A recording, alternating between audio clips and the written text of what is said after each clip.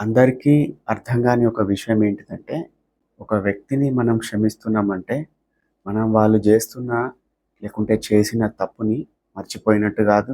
లేకుంటే వాళ్ళు అదే విధమైన ధోరణి మన పట్ల వ్యవహరించడానికి ఒక రకంగా పర్మిషన్ ఇచ్చినట్టు గాదు.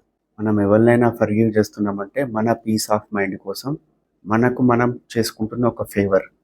కానీ చాలామంది టాక్సిక్ పీపుల్ ఏం జేస్తారంటే, మన యొక్క మంచితనాన్ని ఆసరాగా జేసుకొని, మనల్ని అదే విధంగా మోసగించడం, మానిప్యులేట్ జేయడం, మనకు బాధ కలిగించడం, ఒక రకంగా మనల్ని కిందకి డ్రాగ్ జేసేయడం లైఫ్ లోపల.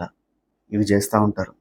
అటువంటి వ్యక్తులతోటి గనుక మీరు డీల్ జేస్తా ఉంటే, వాళ్ళు జేసిన ఇన్సిడెంట్‌ని, లేకపోతే ఆ కాన్వర్సేషన్‌ని, ఆ కాన్‌ఫ్లిక్ట్‌ని, ఆ ఇన్‌స్టాన్స్‌ని మీరు క్షమించవచ్చు.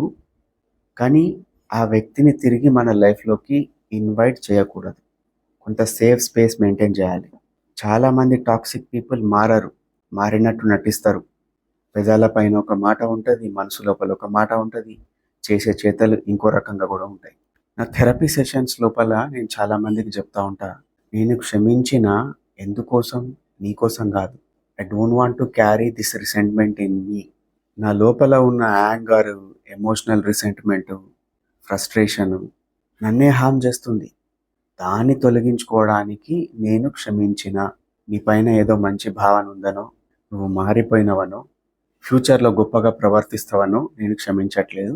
నా కోసం క్షమించుకుంటున్నా. ఎప్పుడైనా టాక్సిక్ పీపుల్ తోటి మళ్ళీ మనం యాక్సెస్‌లోకి వెళ్ళాలి అంటే, వాళ్ళు అకౌంటబిలిటీని మనం క్రాస్ చెక్ జేయాలి. వాళ్ళు ఇదివరకు చేసిన తప్పులను ఒప్పుకుంటున్నారా? ఆ మిస్టేక్స్ చేయకుండా ఆగుతున్నారా?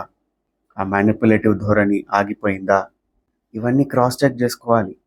ఇవేవీ జేయకుండా గుడ్డిగా ఏదో పుస్తకాల లోపల ఉన్న మంచి సూక్తులు చదివి, సమాజంలో ఉన్న ఎవరో పెద్ద మనిషి చెప్పిన ప్రవచనం విని, మనం వీళ్ళని మన్నించుకుంటూ వెళ్తే, అదే మనం మన జీవితంలో చేసే అతిపెద్ద పొరపాటుగా మారిపోతది.